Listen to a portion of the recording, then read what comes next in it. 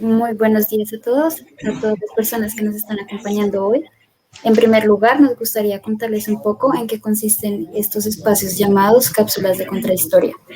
Esta serie de foros que vamos a estar realizando desde el día de hoy y en los próximos días se encuentran en el marco del paro indefinido y con la figura de asamblea permanente en la que nos encontramos desde el departamento y en la facultad como estudiantes.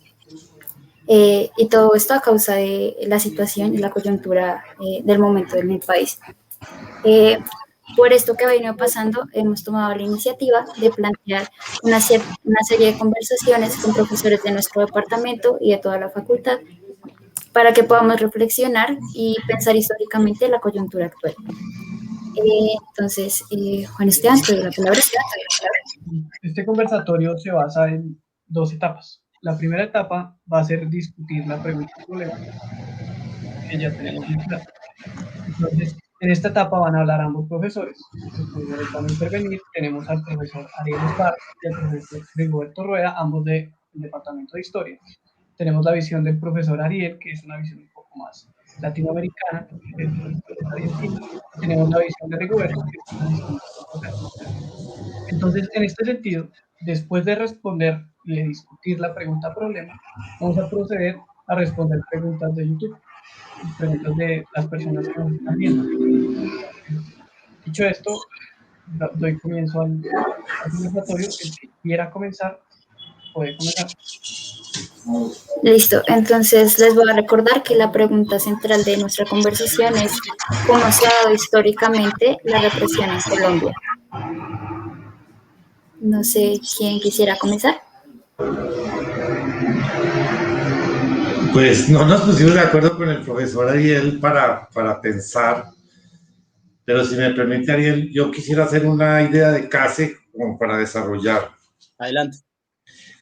Y claro, me parece importante y pertinente la pregunta por la configuración histórica, pero puede ser útil repasar las condiciones que estamos enfrentando para entender o para podernos hacer la pregunta con más claridad. ¿Qué es lo que estamos viendo al momento? Un tratamiento militar de la protesta social, ¿verdad? Ese es en primer lugar. ¿Y eso en qué está consistiendo? Más allá de las 21 muertes de estos últimos días de movilización. Lo ha destacado algún analista que me parece muy importante no perder de vista. Estamos hablando de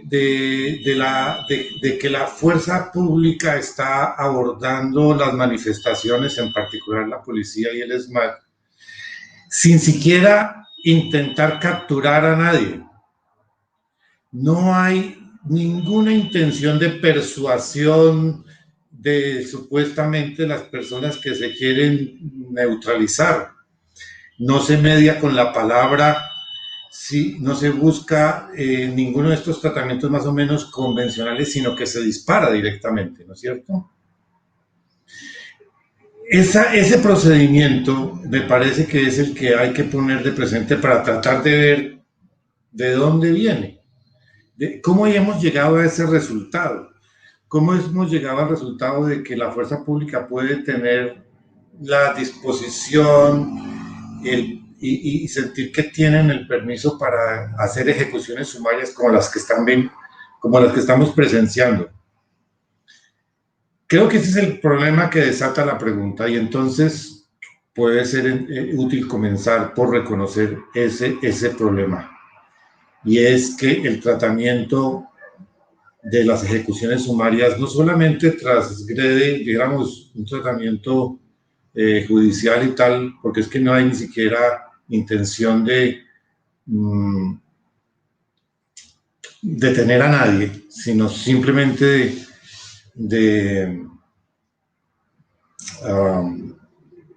se le dispara. ¿Cómo hemos llegado a eso? Es el problema que creo que hay, ¿no? ¿Cómo hemos llegado a ese nivel y a esa pretensión de los agentes policiales de que pueden hacerlo con total impunidad? Entonces, mi propuesta de arrancar era pensar esto desde el problema de un modelo represivo que existe en efecto, pero que creo que el problema entonces no puede plantearse solo, si lo pensamos en un sentido más largo, no simplemente en el control práctico que el conflicto social está teniendo en este momento, o sea, todo esto del asesinato, de la detención arbitraria, de los allanamientos, de la judicialización, todos estos elementos, sino que esos elementos prácticos, operativos del tratamiento al conflicto y a la protesta se enmarcan en un modelo más amplio, que es un modelo represivo que tiene que ver con aspectos que van de la mano con eso, ¿no es cierto? Como, por ejemplo, se está dando un tratamiento jurídico al conflicto social, como a la par, entonces esto va acompañado de una operatividad represiva más específica, digamos, en términos de planes, de operaciones, de acciones encubiertas. Entonces, el tema de la acción represiva directa, la práctica de esa acción represiva, digamos, hay que mirarla como en otros ámbitos o en otros resortes con los que se va, como un mecanismo que se va retroalimentando, ¿no es cierto?, que tiene que ver con la evolución del tratamiento judicial en un momento dado, con las operaciones represivas o los planes militares. En cada momento histórico también hay unos sectores privilegiadamente criminalizados digamos, hay toda una estrategia, todo un dispositivo de control de orden público, de control social y político que enmarca un modelo de represión determinado. Y creo que ese podría ser un elemento de partida. Ahora, dentro de ese modelo general de represión, que uno puede establecer en periodos dados, en ciertos momentos, en ciertos periodos históricos, hay uno que me parece destacable y que es el problema de la justificación ideológica que tiene ese tratamiento a la protesta social. O sea, esa acción desmedida y brutal y criminal que estamos viendo en los últimos días tiene también una justificación, unos elementos doctrinarios de fondo que me parece que son los que también podríamos pensar en considerar. Yo comenzaría con esa idea, no sé si el profesor Ariel quiera, pues, cómo puede ser el procedimiento. Sí, efectivamente, acabas tú y sigue Ariel, y después damos paso a las preguntas. Entonces, Ariel, tranquilo. Ok, entonces sigo yo. Sí, por favor. Yo entonces quería discutir un par de cosas que quizás me parecen un poco más amplias, pero que conectan con las cosas que comentaba el profesor Rigoberto, ¿no? Yo creo que hay algunas particularidades del modelo represivo colombiano, pero hay un montón de comunalidades con el resto de América Latina. Entonces yo voy a empezar con algunas cosas que a mí me parecen inusuales del sistema policial y represivo colombiano. Y que quizá ustedes no se den cuenta que son particulares porque para ustedes son obvias y son las que se vienen en el país. Y la primera tiene que ver con la militarización de la policía. Yo sé que tiene su justificación histórica en cierto rol de la policía en una represión a la guerrilla y a otros movimientos armados, pero la idea de que la policía básicamente forme parte o esté engrupada con las fuerzas militares es una particularidad colombiana, y esto no pasa en buena parte de América Latina, aunque en algunos países sí. Y por supuesto están esos espacios, ¿no?, híbridos de policía militarizada o de policía militar, que no son lo mismo que la policía, pero muchas veces hay como espacios de overlap, ¿no?, de superposición. Yo creo que este es un punto importante, porque yo no sé de otro país latinoamericano que tenga como un fuero especial judicial para la policía. Y eso me pareció siempre rarísimo en este país, y me parece que en los hechos esto es uno de los factores que facilitan cierto tipo por un lado, de impunidad, y por otro lado, de sentimiento de que los policías no son civiles, como son en el resto del mundo, ¿no? Que los policías son efectivamente parte de no solo el fuero, sino como la corporación militar. y que efectivamente en Colombia parece ser así, pero esto es extremadamente inusual. Y ahora quería hablar un poquito de las cosas en común que veo, ¿no? La historia de la represión en América Latina es tan vieja como la existencia de las naciones latinoamericanas, ¿no? Incluso, obviamente, también podría hablarse de represión en épocas coloniales.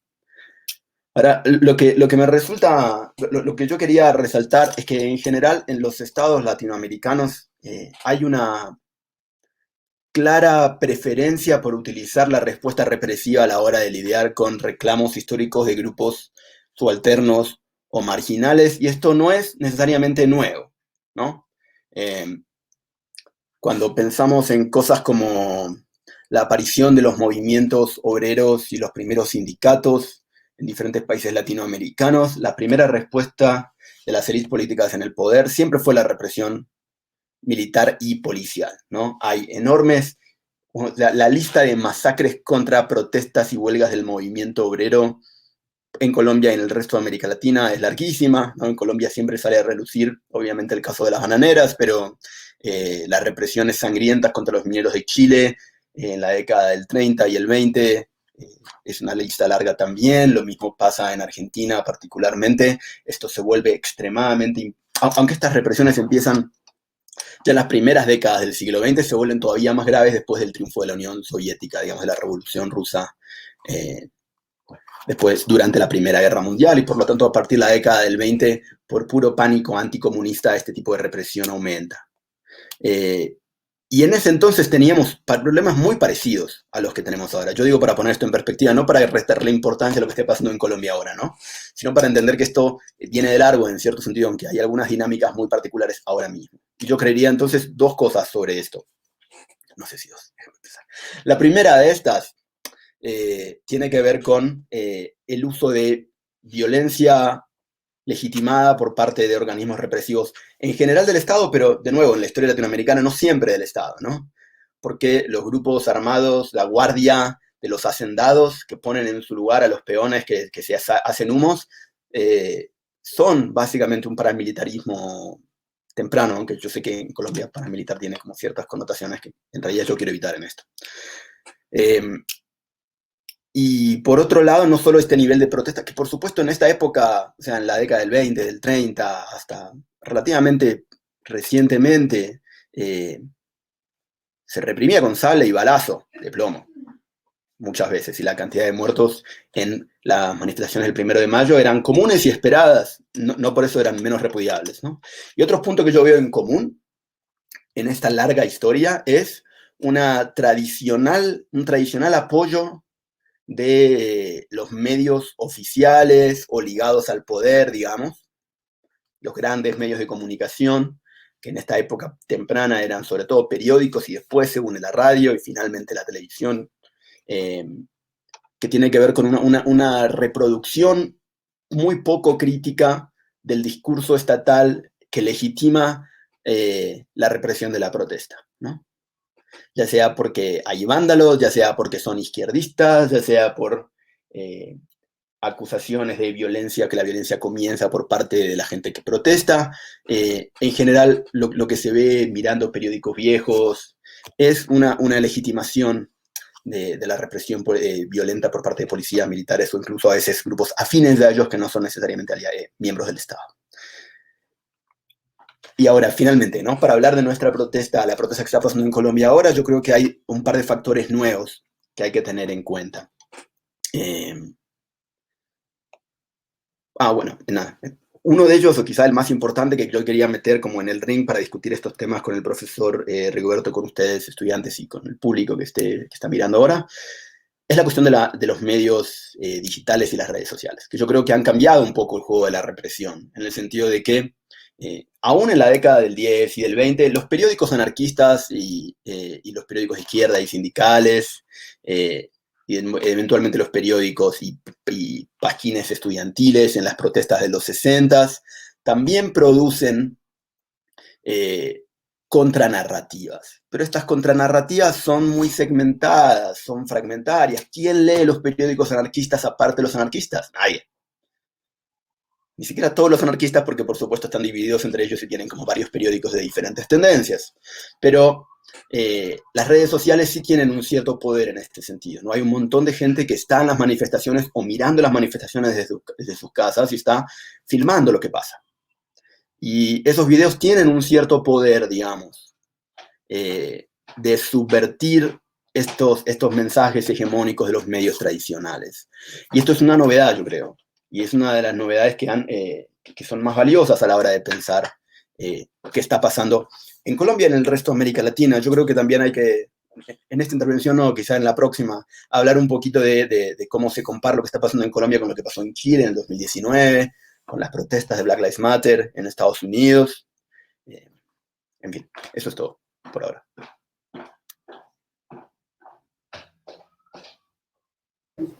Ok, entonces, un poco como trayendo a colación este último tema que nos plantea Ariel, nos gustaría también comentar un poco como su opinión sobre la estigmatización de estas protestas, también pensando en cómo desde los medios tradicionales se han pensado y cómo se han dado estas estigmatizaciones. Y tenemos una pregunta de Isabel Uribe.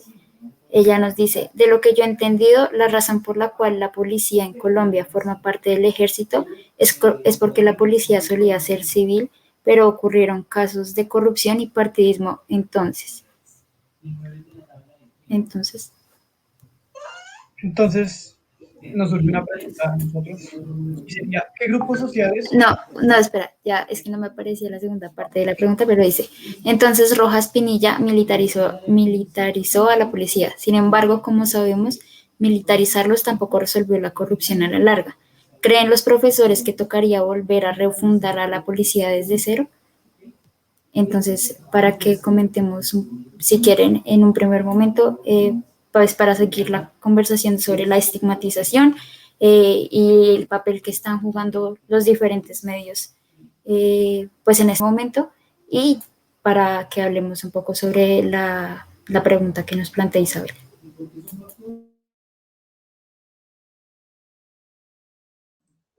Profe, estás muteado, Rigor.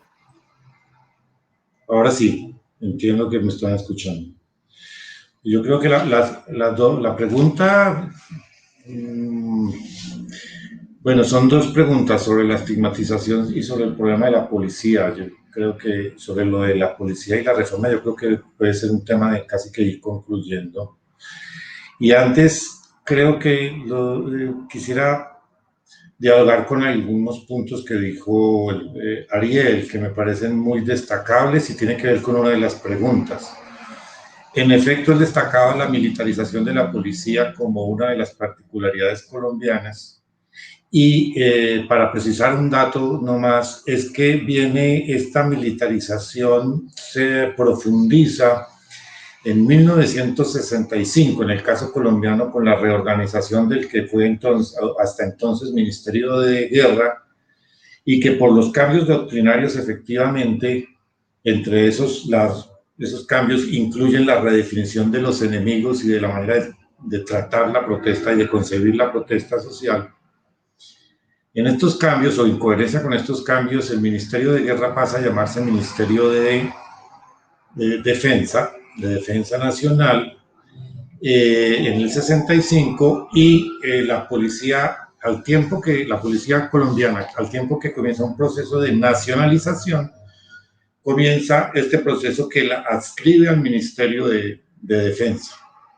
Ese es el inicio del proceso de militarización en el caso colombiano de la policía, porque en efecto la policía como organismo civil mucho tiempo estuvo ligado, y tradicionalmente en otros países, y la teoría política así lo define, como un organismo civil adscritos normalmente a los ministerios de gobierno, a los ministerios del interior. Pero justamente el problema del uso que tuvo la policía y del compromiso que tuvo la policía, o la instrumentalización que tuvo la policía en el periodo de violencia de medio siglo, hizo, digamos, dio Paulo a la idea de militarizarla y volverla, dijéramos, o adscribirla al Ministerio de Defensa. Eso tiene varios problemas que ahora el profesor Ariel lo señaló. Una, le daba fuero militar a un cuerpo que es, o por definición, o en su definición inicial, un cuerpo civil, porque la policía es un cuerpo civil, no es una fuerza armada. La policía forma parte de la fuerza pública, pero no es una fuerza armada, y nosotros tenemos en el lenguaje esa distinción que es importante mantener. Las fuerzas armadas son las tres: el ejército, la marina y la armada, y el tema de la fuerza aérea. Esas son las fuerzas armadas. La policía no es una fuerza armada, eso es importante. Entonces, de hecho, por ejemplo, los primeros directores de la Policía Nacional, cuando se hace un emprendimiento por nacionalizar definitivamente la policía en los años 60, son militares activos, son generales del ejército que se trasladan a la policía a hacer esa función. Y obviamente eso hace un sello terrible, y no solo pues particular, sino además nefasto, porque el tratamiento que va a tener la policía, su organización doctrinaria va a ser militar. Y va entonces a recepcionar todo el cambio doctrinario que se señalaba ahora, de hacer de la protesta social no un problema de demandas sociales, sino hacer de la movilización y de la protesta un hecho de orden público, y como hecho de orden público pues debe ser tratado militarmente. Esa es una vieja tradición, como decía ahora Ariel, que es muy importante no perder en cuenta. Claro, cambian las claves, y eso es importante. Dijéramos, en la primera mitad del siglo, pues está sobre una base, una tradición de anticomunismo, y sobre una práctica muy decimonónica ya, que es el uso de civiles por parte de particulares para hacer acciones de control sobre la población. Entonces, creo que eso es importante, y definitivamente sella muchísimo, porque hace que con la militarización la policía también se comporte como un cuerpo, como una corporación, ¿no es cierto?, con unas demandas, con unos intereses que lo hacen también, o la hacen a la institución muy particular y tal. Ahora, eso también tiene que ver porque con uno de los planteamientos que recogían los moderadores, la moderadora y el moderador, en el sentido de que estos diagnósticos tienen que servir también como insumos para pensar un elemento que es inmediatamente necesario, que es una demanda y una movilización social por la reforma policial, sin duda, policial como dirían en Chile, o una reforma de la policía como diríamos nosotros acá. Y la primera cosa que tiene que contemplar una demanda por reforma de la policía es justamente sacar del Ministerio de Defensa la policía, y que vuelva a recuperar el carácter civil que debería tener, y que tiene tanto en la teoría política general, como ahora decía Ariel, como en la mayoría de los países, donde por vía, claro, de la particular desarrollo del conflicto armado en Colombia y del conflicto interno, pues la policía ha asumido funciones militares, y los militares han venido asumiendo funciones de policía. Esa confusión en la orientación y en el deber ser de las instituciones ha sido nefasto en Colombia, ¿no? Militarizando a los policías y dándole al ejército funciones de orden público interno.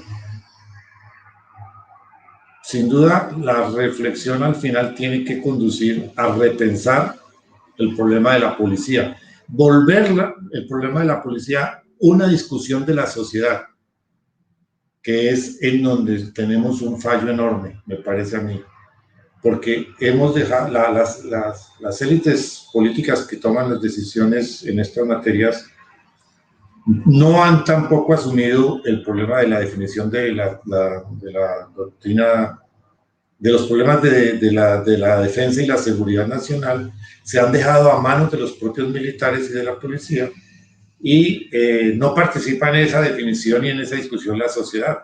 Un segundo punto, de cara a un problema del tratamiento de la reforma de la policía, ¿no?, además de sacarlo del Ministerio de Defensa, es demandar porque toda la sociedad, no solo para las materias policiales, sino militares, pueda participar en la formulación de una política de seguridad y defensa.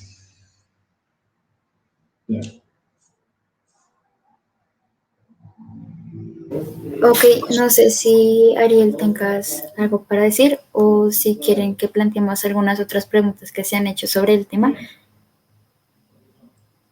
Profe, Eh, hay, ya, Tienes el micrófono apagado, Ariel. Gracias. Sí, tengo algunas cosas para decir, pero voy a tratar de ser breve para abrir espacio a las preguntas que tiene la gente. Yo creo que para pensar la pregunta de hay que refundar la policía, hay que partir por una pregunta anterior, que es ¿cuál ha sido el rol histórico de la policía en América Latina o en Colombia? Y me parece que en general en América Latina el rol de la policía ha sido básicamente el mantenimiento del orden público y la represión de la protesta social. Esos son sus principales roles, ¿sí? El orden público entendido de forma amplia, ¿sí? Detener actos de violencia que encuentren en la calle, hacer valer ciertas reglas de tránsito y los mismos códigos de policía que la policía produce para decir qué se puede y qué no se puede hacer. Que por supuesto eso tiene un montón de problemas para mí, que por qué la policía decide qué se puede y no se puede hacer, me parece extremadamente problemático. Pero ya la policía, su rol debería ser hacer valer qué se puede y qué no se puede hacer, ¿sí? Pero más allá de eso, hay un par de cosas que son importantes sobre la policía. Digo, yo no encontré ninguna cifra, estuve buscando esta mañana, de porcentajes de resolución de crímenes, digamos, ¿no? De pesquisas investigativas por parte de la policía colombiana, pero si es parecido al resto de América Latina y Estados Unidos, es relativamente bajo. Esto no es solamente un problema de la policía, es problema de las fiscalías, pero ¿y qué es lo que históricamente entonces hace la policía? ¿Qué es lo que lo vemos hacer en la calle? Cuestiones de tráfico, ¿sí? Cuestiones de orden social cuando una persona está haciendo mucho ruido, los vecinos le llaman a la policía, lidiar con gente que está haciendo mucha bulla o con habitantes de calle, también de forma en general relativamente represiva y violenta, lidiar con emergencias de salud mental de parte de la población y la represión de la protesta social, que efectivamente la policía tiene un cuerpo especializado dedicado a eso, ¿sí? Ahora, lo que yo pensaría, y lo que piensa buena parte de los activistas y teóricos que están discutiendo cambios en política pública en Estados Unidos y Europa sobre todo, pero en América Latina también, sobre reforma policial, es cuál debería ser el rol de la policía, a diferencia de lo que es ahora. Para hacer paradas y poner multas de tráfico, ¿tienen que tener una pistola esta persona? Para lidiar con emergencias de salud mental, ¿es necesario que esta persona tenga entrenamiento en cómo someter físicamente a una persona o debería tener entrenamiento en ¿no? En calmar a las personas, en razonar con ellas y en darles la ayuda psiquiátrica que esa gente necesite? Entonces, ¿es la policía la que debería estar encargada de eso? Yo creo que no. No solo porque esto es estirar enormemente las cosas que a la policía le caen para hacer, como decía Rigoberto, sino que la policía no es la mejor preparada para esto y no tiene entrenamiento para estas cosas. ¿Sí? Si el único entrenamiento que usted recibe es usted es la autoridad y usted la tiene que hacer valer, y si no le responden verbalmente, tiene que hacerla valer físicamente, digo, eso es un martillo que anda buscando clavos, ¿no? Entonces una persona que tiene una crisis mental y con la que no se puede, que no puede obedecer órdenes porque está teniendo una crisis de salud mental. Entonces, no sirve gritarle a esa persona. Sí, se la puede someter por la fuerza, pero se ha hecho peor el problema. Lo que esa persona necesita es ayuda psiquiátrica. Entonces, quizás es otro el cuerpo estatal que debería resolver ese tipo de problemas, ¿no? ¿Es la policía la que debería resolver la cuestión de violencia doméstica? Probablemente no. ¿Es la policía la que debería resolver la cuestión del tráfico? Quizás, no lo sé. Pero claramente no hace falta, digamos, o hace falta otro tipo de preparación que no necesariamente es una preparación represiva, ¿no? Y militar. Yo creo que a la hora de refundar la policía o pensar reformas de policía, no alcanza tampoco con pasarla de lo militar a lo civil, porque miren el resto de las policías latinoamericanas, miren el caso chileno del 2019 y 20, miren la policía argentina, ¿sí? Miren la policía en México, policía reprime. Pero porque ese es su rol. Ahora, la militarización lo agrava probablemente, ¿sí? Porque genera una ideología, una forma de pensar en su rol como enfrentarse a los enemigos. Y si vamos a pensar en la sociedad civil como enemigo de la policía, entonces claramente está justificada para la policía la violencia. Entonces claramente hay que sacarlo del ámbito militar, pero no alcanza. con sacarlo del ámbito militar, porque la policía en general suele operar de forma corporativa, ¿sí? Como una hermandad de personas que tienen más en común con ellos y que están, no solo hacen valer la ley, sino que están por encima de ella, ¿sí? Y a mí me parece que esas son preguntas muy difíciles de resolver a la hora de cómo reformar la policía, pero una de las cosas que tiene que haber es, obviamente, una responsabilidad hacia la justicia civil penal tradicional de los policías, y eso no es el final del problema, obviamente, porque la fiscalía trabaja con la policía en las investigaciones. Entonces tiene incentivos para llevarse bien con la policía y por lo tanto tiene incentivos para tratar a los policías de forma distinta a la hora de que cuando algunas o algunos policías cometen delitos que cuando un civil o una persona no policía, que no forma parte del cuerpo, comete delitos. Entonces, ahí hay más cuestiones que resolver. Lo que se necesita es lo que, ¿no? Eso es lo que en Estados Unidos o en inglés se llama oversight, ¿no? Como formas de revisión ciudadana y de control que estén por fuera de la policía. Y encontrar maneras de protegerlas de presiones por parte de los mismos cuerpos policiales para que estén intentando proteger a sus propios miembros. Romper la cultura corporativa es imposible, que yo sepa. O sea, no he conocido ningún caso en el cual los policías no defiendan a otros policías, aun cuando esos policías han cometido actos delictivos o inmorales. Y eso no tiene, que yo sepa, una respuesta obvia, fácil y directa. Perdón, hasta ahí, para abrir a las preguntas.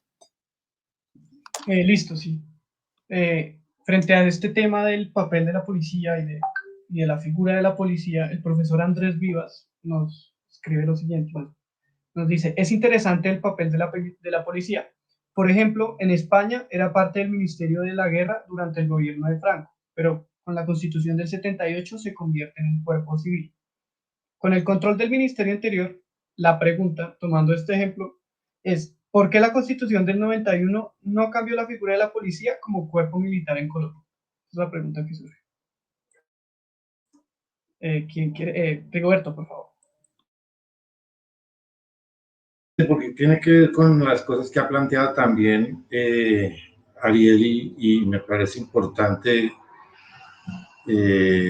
como lo ha señalado también Andrés, el profesor Andrés. Claro, la demanda por la reforma policial o de la policía tiene que ver con que la ciudadanía gane espacio en la discusión de la definición que el país tiene que tener sobre su defensa y su seguridad, o seguridad y defensa, como tradicionalmente se pone por escrito. Y en esa discusión que la sociedad toda tiene que tener, pues caben las preguntas que ha señalado muy importantes, Ariel, sobre qué debe ser la policía y qué debe hacer. En muchas partes la policía, por ejemplo, ni siquiera anda armada por eso mismo, pero acá, por virtud de su militarización, anda armada, tiene entonces lo que señala Ariel es muy importante, una unidad de cuerpo muy importante, no solamente por intereses gremiales, estratégicos, presupuestales y tal, sino alrededor, por ejemplo, de la impunidad con que se ven legitimados y protegidos para su accionar. Es muy diciente en ese sentido lo que en esta semana conocimos de la investigación de la Fiscalía, donde Dylan Cruz resultó entonces, después de una exhaustiva investigación, interponiéndose en la trayectoria de la bala que había disparado el capitán de la policía. O sea, Dylan no fue asesinado por un disparo de un arma prohibida, dijéramos, para el tratamiento de orden público. No fue asesinado, sino que se interpuso en la trayectoria del proyectil disparado por este capitán. Y es muy significativo que sea el que dispara a un capitán y que, bueno, en fin, podríamos hablar de eso, pero no quiero desviarme. ¿Qué es lo que quiero decir? En la medida en que la policía está militarizada, mantiene entonces la protección del Ministerio de Defensa y de las Fuerzas Armadas, entre esos sus fueros, como se señalaba. Pero un problema que hay y que ha impedido la discusión de la sociedad toda alrededor de lo que es la seguridad y la defensa, por ejemplo, en los términos interesantes que propone Ariel y tal, es que es un tema vedado, y más vedado porque está protegido por las garantías y por los fueros militares. En la Constitución del 91 fue un pacto explícito entre los constituyentes, no tocar el tema en la Constitución del 91 hay dos temas que no se tocan por expreso acuerdo de los constituyentes para poder tener un margen político de maniobra. Dos cosas no se tocaron: la reorganización territorial o las propuestas de reorganización del territorio, y segundo, no se tocó el lugar de las Fuerzas Armadas. Eso fue un pacto para poder tener maniobra política y desarrollar Entonces es un tema que quedó en deuda, como otros temas, pero el tema de la discusión, el tema de que la sociedad toda conozca y pueda debatir la política de seguridad y defensa, es un tema aplazado en Colombia, y la Constitución no avanzó sobre eso porque expresamente se inhibieron de hacerlo. Necesitaban un marco en el que eso se pudiera, un margen político de juego. Ahora, ¿qué es lo que pasa? Que al no discutirse el problema desde todos los ámbitos de la ciudadanía, desde todas las fuerzas sociales, la definición de los temas de seguridad y defensa, la doctrina del tratamiento del orden público, la doctrina del enemigo interno, porque hoy los manifestantes y los estudiantes y los jóvenes son solo eso, enemigos, ¿no es cierto? Enemigos que deben ser tratados militarmente. Mientras no se hace esa discusión, el problema de la doctrina va a quedar sin poderse tratar. ¿Qué fue lo que se hizo en Colombia, en particular desde los años 60? Las élites civiles delegaron el problema de la doctrina de seguridad y defensa al propio ejército, que bebió esos referentes doctrinarios del modelo de los Estados Unidos, que además pues, se desparramó por toda América Latina en buena medida. Entonces, lo que aquí ha habido es no solamente que la sociedad no accede a la discusión sobre la política de seguridad y defensa, sino que eso tampoco lo discuten las élites. Eso ha estado en la doctrina de seguridad, o sea, aquellos referentes doctrinales que definen el enemigo y cómo tratar al enemigo y qué legitimidad tiene ese tratamiento. Esas definiciones de doctrina, digo, se hacen desde resortes que son ajenos a la política pública. En eso también las élites han tenido un compromiso o tienen una responsabilidad histórica importante. Delegaron eso, esas definiciones. ¿Y quién llena ese espacio? La doctrina militar estadounidense. Era para puntualizar eso. Yo quiero decir una cosa muy breve sobre esto. Vale.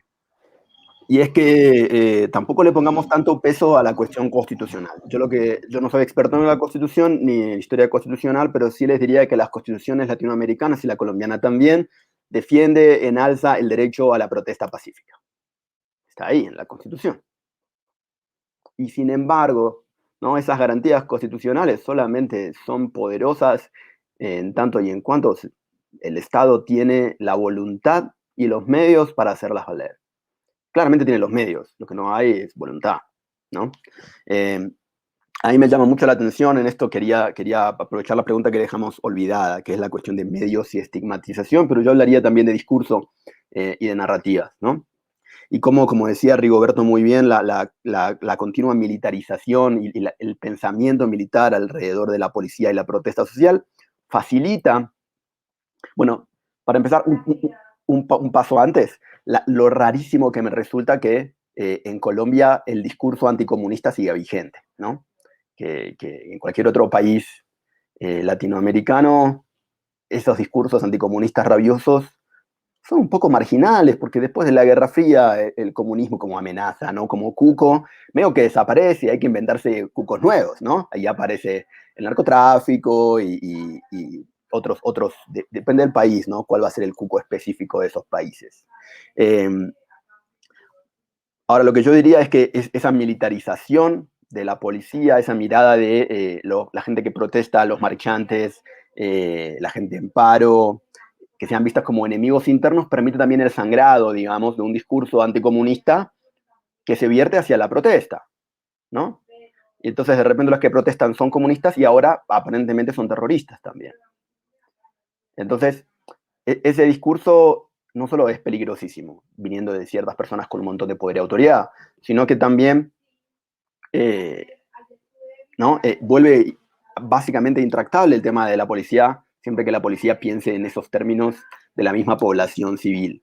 Ahora, yo creo que hay un par de temas específicos aquí que tienen que ver con la estigmatización de la protesta. Esto es, de nuevo, un tema histórico y no es novedoso y no es particular en Colombia ni en el resto de América Latina.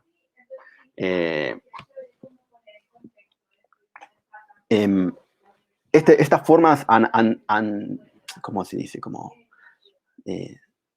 antagónicas de pensar en estos conflictos políticos, que en realidad son cuestiones de negociación, exigencias de diferentes grupos, vuelve a estos problemas de el nosotros contra ellos, pero también la patria contra los enemigos de la patria, y ahí es muy difícil encontrar formas de incluso tolerar la protesta, porque si la protesta es formas de subvertir el Estado y la nación, entonces ahí no hay mucho que hacer. Los medios en este sentido son un problema, ¿no? Porque reproducen estas justificaciones tradicionales de por qué una protesta es ilegítima. Unos vándalos salieron a atacar el Transmilenio. Entonces, todo lo que pasó, toda la gente que marchó, son todos vándalos, ¿no? Y cuando, por supuesto que los medios no dicen eso, pero cuando los medios resaltan esos eventos de la protesta, están básicamente construyendo implícita, tácitamente, ese tipo de narrativas. No, creo que ahí estoy, me perdí un poquito donde iba. Listo. Bueno, primero nos gustaría agradecerles a todos por tan activa participación a través de YouTube. Tenemos una lista larga de preguntas, entonces vamos a ir encadenándolas un poquito. Y con lo que estaba hablando ahorita Ariel, entonces queremos hacer la siguiente pregunta. ¿De dónde viene la percepción que tiene la fuerza pública de que los estudiantes y otros manifestantes son enemigos y por qué esta percepción sigue vigente?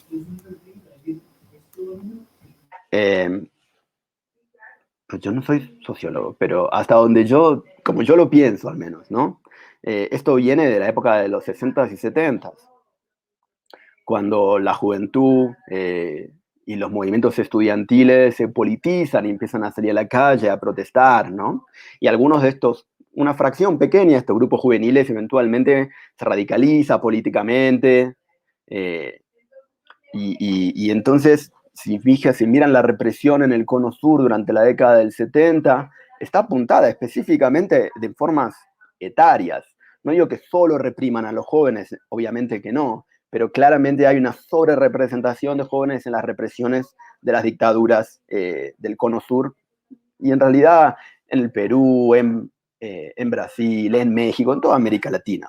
Hay una sobrerepresión de la juventud en los 60s y 70s, porque estos grupos que han entrado como grupos autónomos en la arena política y social empiezan a participar y a veces a liderar las protestas sociales, ¿no? Y estas destrucciones del orden tan santificado. A mí me parece que entonces, yo diría que como mínimo, yo diría que a partir de entonces, esto también tiene que ver con una democratización del acceso a la educación en América Latina, ¿no? Porque si se fijan en los 20s y en los 30s, la educación es, sobre todo la educación universitaria, es un fenómeno de la élite latinoamericana. Entonces, aunque hay ciertos movimientos de radicalización y protesta estudiantiles en los 20s y 30s, ¿no? Los procesos de reforma y autonomía universitaria en Uruguay, en Argentina, en casi todo el continente, no son violentamente reprimidos y tampoco tienen las formas de protesta que se producen después, porque son pequeños grupos, miembros de la élite, influyentes, ¿no? Con voz que es escuchada. En cambio, a partir de los 50, 60, 70, lo que tenemos es una ampliación del acceso a la universidad y a los colegios secundarios, que va de la mano de esa radicalización y politización de los estudiantes, que empiezan a tener nuevas formas de participación política, que es salir a la calle a protestar, ¿no? Y la protesta y la irrupción del tráfico ya han sido, ¿no? Demonizadas en el periodismo, en los medios y por las élites políticas desde la época en la que estas empiezan. ¿Y cuándo empiezan? Con movimientos obreros, ¿no? Yo creo que ahí está la conexión. También porque la radicalización de parte del movimiento estudiantil en los 60s y 70s busca, ¿no? Una alianza con sindicatos y el movimiento obrero. Ahora, ¿por qué se mantiene hasta el día de hoy? Esa es una pregunta un poco más difícil de responder. ¿Digo?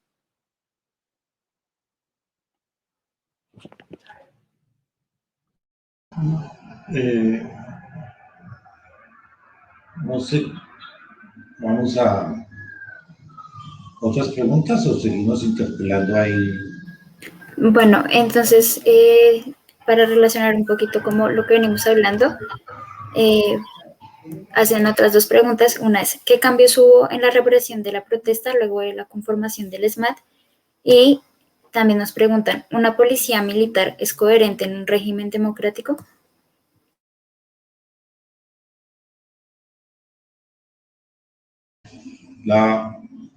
Bueno, no,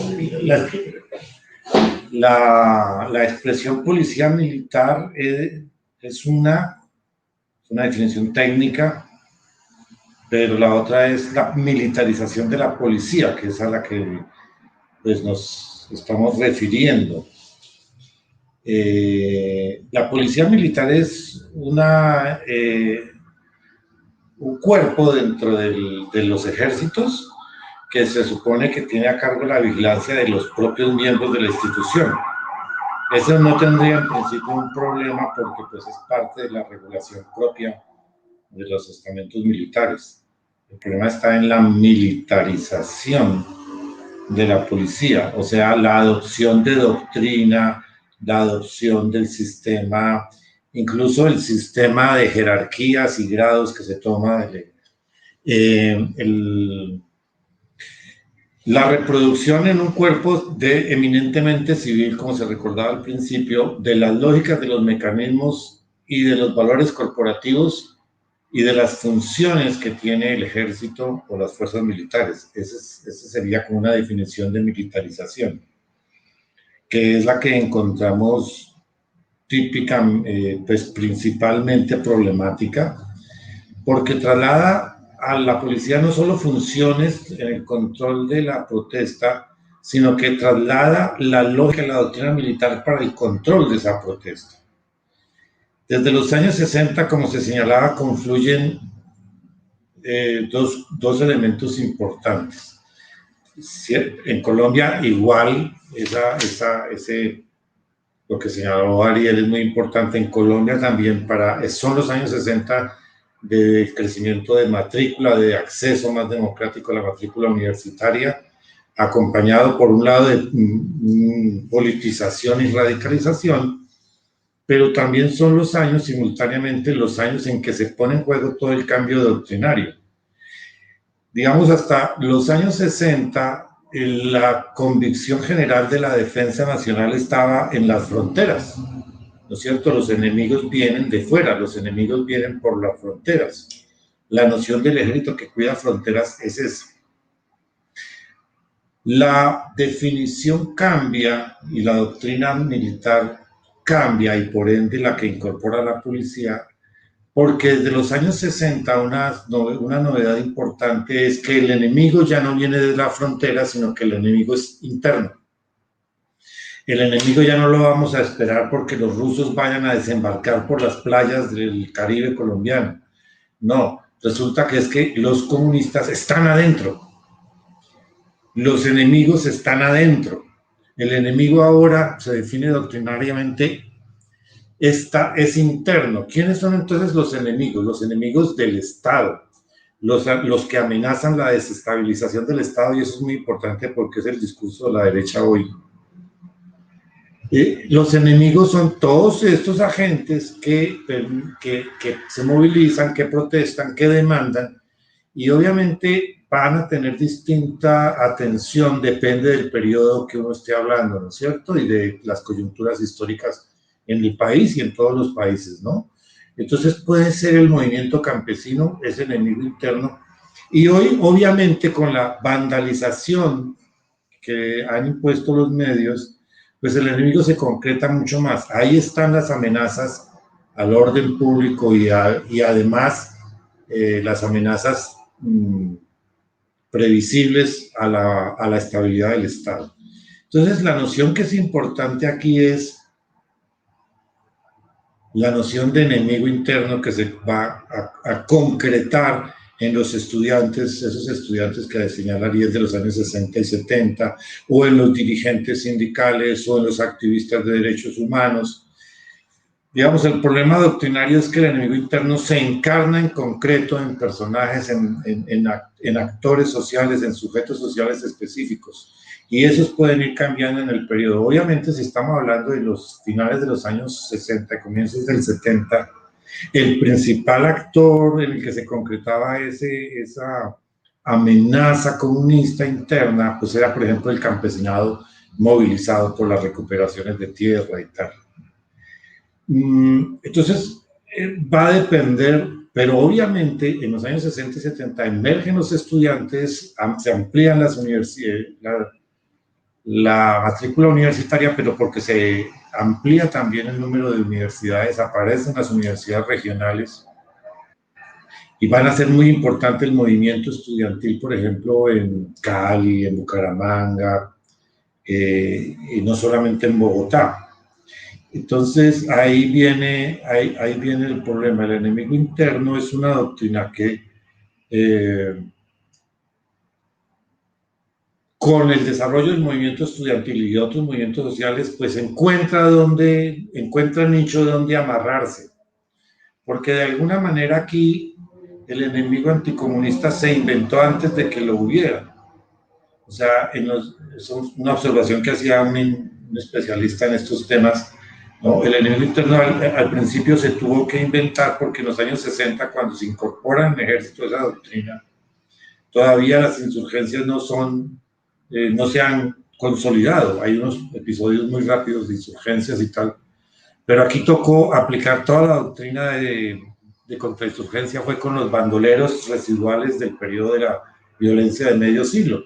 O sea, se inventó el enemigo, la sobredimensión de lo ideológico y de lo doctrinario es aquí muy importante, y obviamente eso hace que esa inercia explique un poco lo que señalaba también Ariel, de una tradición anticomunista que aquí pues no se ha quebrado, aquí no estamos enterados del fin de la Guerra Fría, aquí no, y seguimos en una lógica que es terriblemente plana, porque obviamente el tratamiento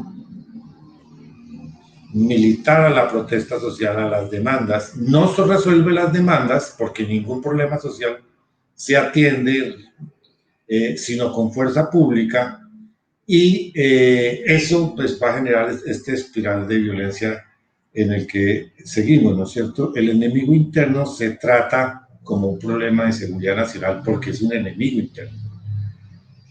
Entonces, eso ha permitido unos desplazamientos en Colombia muy importantes, muy peligrosos, muy siniestros, en desplazar esa identidad del movimiento social a la insurgencia, en volverlos equivalentes, en no reconocer la diferencia que puede haber entre la movilización por una demanda, por un problema social y la reivindicación de la insurgencia. Entonces, eso de igualar la protesta social con la amenaza insurgente ha sido de lo más pavoroso que puede haber, porque obviamente iguala en el tratamiento y justifica un tratamiento de violencia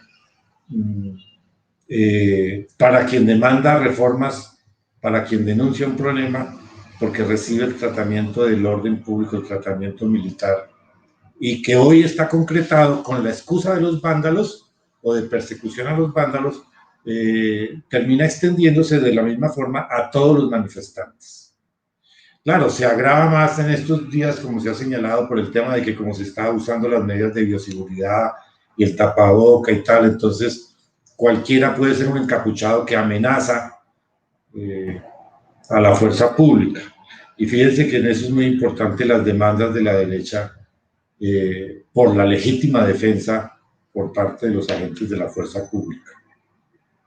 Entonces, lo que está en medio de todo eso es la idea de que el estudiante y en general quien se manifiesta es enemigo, pero son enemigos en términos absolutos. O sea, solamente el tratamiento militar es el posible. Era como eso que quería. Yo quiero justo sumarme a lo que dice Rigoberto, y es que este tipo de demonización de la protesta como en sí misma, ¿sí? Enemiga del orden de la nación en sí misma, violenta, ¿no? Un ataque contra la fuerza pública, contra los policías y contra la nación y el orden, ¿no? Esa demonización que los vuelve enemigos, como decía Rigoberto, permite una cosa extremadamente conveniente para quienes defienden ese tipo de narrativas, que es ignorar los reclamos concretos que vehiculizan estas protestas, ¿no? La materialidad de los reclamos y de las exigencias que la gente que sale a protestar hace. Yo sumaría a esto una cosa más, que es, eventualmente, como vemos en este caso, y como pasó en Chile en el 2019, la protesta ya no es sobre la cuestión impositiva. Ahora la protesta es sobre la represión policial. Y es impresionante ver que la policía tiene la potestad de definir qué protesta es legítima y qué no, cuando las protestas son contra ellos, ¿no? Y cómo lidiar con una protesta contra la misma policía que queda bajo manos de la misma policía. Eso me parece que tiene algunos problemas ahí directos, ¿no? Para responder a la pregunta que habían hecho sobre la creación del ESMAD y los cambios en las formas de represión, yo no sé cuánto empeora la creación del ESMAD las formas represivas, honestamente. No porque el ESMAD no tenga un poder y un entrenamiento represivo, pero yo lo que les quiero decir es que cuando uno hace lecturas, por ejemplo, en mi tema, ¿no? Cuando miraba sobre las cuestiones de la represión al movimiento anarquista en Argentina, en 1910, en 1920, por ahí, lo que uno ve es que reprimían a la policía con la policía montada, perdón, a la gente que protestaba con la policía montada. Entonces eran represiones que se hacían a punta de sable y fusil. Entonces yo lo que diría es, la creación del ESMAD obedece a reclamos de que, entre con muchas comillas, por favor, la represión de la protesta tiene que ser civil y no letal. Y entonces se inventan los bastones recubiertos de goma y se inventan la munición de goma no letal y los lanzadores de gas lacrimógeno. Pero como vemos en un montón de casos, el lanzador de gas lacrimógeno, en vez de usarse como sugiere el fabricante, se usa como un arma de proyectil, se apunta a la cabeza de la gente y se dispara. Entonces, esta supuesta menor letalidad siempre hay maneras de compensarla, ¿no? Y por supuesto, vean que un montón de la gente que ha sido asesinada por policías en varias partes de Colombia no fue asesinada por el ESMAD, no fueron baleados por el ESMAD necesariamente, ¿no? Entonces no hay una particularidad, o sea, simplemente estamos acostumbrados a hablar del ESMAD porque es el organismo de la policía diseñado, entrenado, armado ¿no? Cubierto con armadura para lidiar con la protesta social, pero cuando la protesta se vuelve masiva, toda la policía sale a reprimir. Y yo diría que en todo caso las chances de letalidad por parte del ESMAD quizás sean un poco menores y todo. No estoy defendiendo el ESMAD, por favor, simplemente estoy diciendo que no hay nada particular con la creación del ESMAD que lleve a una mayor represión de la violencia. A una mayor represión de la protesta de cualquier sector social. Pero sobre eso quería decir una cosa más, ¿no? Hay una frase en inglés que voy a traducir muy mal, que es que el Estado de Derecho en toda su gloriosa neutralidad, ¿no? Le prohíbe tanto a ricos como pobres dormir debajo de puentes y robar pan. Entonces, esta prohibición concreta o esta garantía de represión de la protesta no se aplica a toda la sociedad colombiana. Se va a aplicar a los grupos que tienen más cosas por las cuales reclamar, que están en posiciones más desesperadas, que son, como decía Rigoberto también, tradicionalmente los grupos que han sido más demonizados como amenazas internas a la nación. Porque cuando ciertos sectores deciden que salen en los carros a protestar por medidas de confinamiento, nadie los reprime. Y ahí justamente, maravillosamente, pasa todo ordenado y no hay violencia. Una explicación que van a dar esos mismos grupos es que es porque ellos son virtuosos y cívicos. Pero una un poco más realista es que efectivamente no son demonizados y por lo tanto pueden protestar sabiendo que son inmunes a la represión policial por protestar. No, esto no se aplica democráticamente la represión a toda la sociedad colombiana, sobre todo porque hay gente que no tiene muchas razones por las que protestar tampoco. Y esa suele ser la gente que está a favor de la represión, ¿no? Una cuestión que tiene que ver con mantener un statu quo que para mucha gente es desesperante. Hay gente que no tiene 3 comidas al día, hay gente que está desempleada, hay gente que vive asolada por la violencia paramilitar. Y esa gente es la gente sobre la cual se aplica la represión a la protesta. Ok, gracias. Bueno, frente a este tema de represión de los 60 que nos recordaba Rigoberto, aquí surgen varias preguntas. Tenemos 3 preguntas. La primera es, ¿cómo debería responder la sociedad civil ante la brutalidad y la violencia de la represión? La segunda sería, ¿el tema de la militarización de la policía fue discutida en los acuerdos de paz? Y volviendo al tema de los 60 de la violencia en Colombia, aquí se preguntan si, con la salvedad del contexto, ¿será que realmente en este momento pueden surgir nuevos grupos insurgentes de lo que está sucediendo? Entonces, Ariel. Yo voy a responder las segundas 2. No sé, pero no sé lo suficiente sobre los acuerdos como para responder esa, se la voy a tener que dejar a compañero Río, pero puedo hacer unas breves intervenciones. Que yo tengo muchos problemas con responder estas cosas por una simple cuestión. Cuando un historiador o historiadora hace futurología, solemos estar equivocados. Entonces, no tomen lo que digo como si fuera, digamos, clarividente, porque justamente ese es el lugar común de que la historia nos enseña para que no repitamos, sí, como quieran, pero la capacidad de ver hacia el futuro no forma parte del entrenamiento ni la capacidad de la profesión histórica. O sea, partamos por ahí, ¿no? Yo creo varias cosas. Volviendo a una pregunta anterior que tiene que ver con la de la militarización, que alguien había preguntado si no es antitética con un régimen democrático, lo que yo creo que las formas de represión, lo que nos tiene que hacer reflexionar es hasta qué punto tenemos un régimen democrático efectivo. No solo en Colombia, hablo en América Latina, ¿no? Hasta qué punto funciona, digamos, el régimen democrático de la manera en que la Constitución y nuestros principios democráticos, liberales, efectivamente dicen que funciona, y otra cosa es cómo funciona de forma concreta, ¿no? Yo creo que la cuestión de la represión hay que involucrarla en estos debates, quizá un poco más teóricos, de hasta qué punto tenemos democracia efectiva. No solo hablo particularmente de Colombia aquí tampoco, esto es una cuestión latinoamericana, si quieren, en general. Sobre la posibilidad de que surjan nuevos grupos insurgentes, a mí me parece una pregunta muy colombiana, si quieren, ¿no? Y que tiene que ver con que es un poco rara en un país en el que todavía hay grupos insurgentes, ¿no? Yo lo que diría acá es, mi instinto me dice que no, que la época de la insurgencia armada ha terminado en América Latina, pero como siempre Colombia es como una especie de contraejemplo en ese sentido. A mí no me parece. A mí me parece que no estamos en ese tipo de clima político de alcanzar la revolución por la vía armada, y me parece que justamente esa lógica es la lógica que mantienen, ¿no? Que mantiene este sistema represivo, pero que no se condice con los reclamos de la ciudadanía. Si nadie está pidiendo, bueno, quizá alguna gente sí, pero la gran mayoría de la gente en la calle no está saliendo a pedir, ¿no?, la destrucción del sistema capitalista, burgués y la imposición de... No, eso no pasa. No está pasando, ninguno de los reclamos es eso.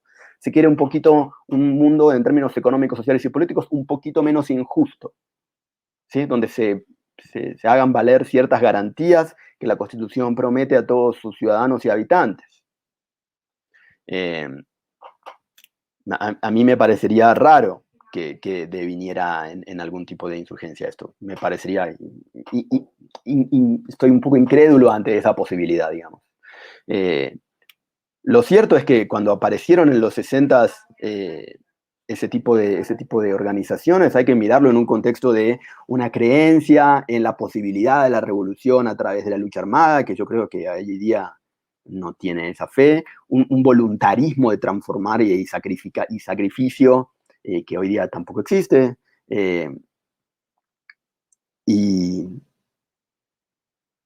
y un tipo de reclamos que solamente no, pero que uno de los factores, el único factor en común que veo, no es necesariamente la represión, sino como un ligero cierre de las posibilidades de participación política, pero justamente lo que muestran las protestas es que hay nuevas formas de participación política efectiva que no son violentas. Y yo creo que por ahí viene la cosa, ¿no?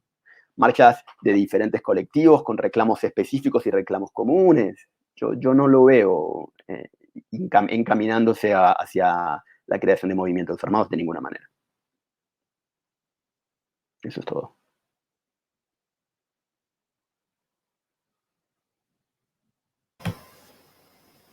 Profe Rigo, no sé si tengas algo para comentar sobre estas dos preguntas. Tienes que prender el micrófono, por favor. Ya, bueno, yo estaba manejando tal vez la producción porque no fui muy consciente de la apertura del micrófono, no he sido. Bueno, son temas importantes y generales. Yo creo que pues varias cosas podrían aportarse o digamos agregarse a lo que ya Ariel ha planteado.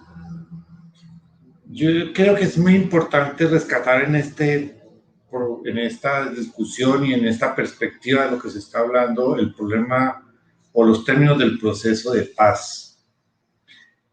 Porque primero para quitarle al proceso de paz esa visión cortoplacista de que es un tema que comenzó con Santos y que acabó en La Habana en el 2016.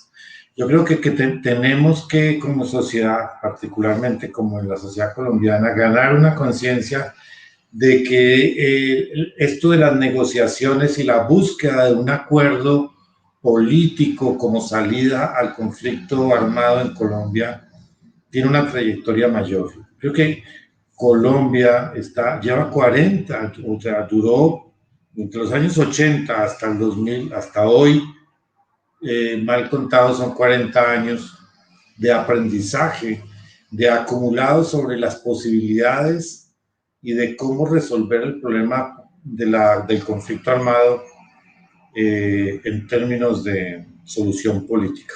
Eso partía, claro, por reconocer a los insurgentes como actores políticos, eso partía de reconocer que había unas causas y una serie de acumulados y de problemas sociales acumulados que necesitaban resolverse en la sociedad.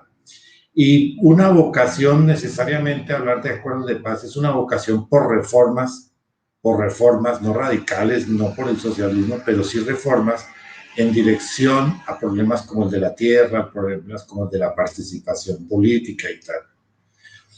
Yo creo que eso no se puede perder de vista porque en última instancia tiene que ver también en el mediano plazo, el proceso de paz resuelve o dijéramos va en la dirección de uno de los problemas que tiene el Estado colombiano y esta estatalidad, y es la deficiencia en el monopolio de la fuerza.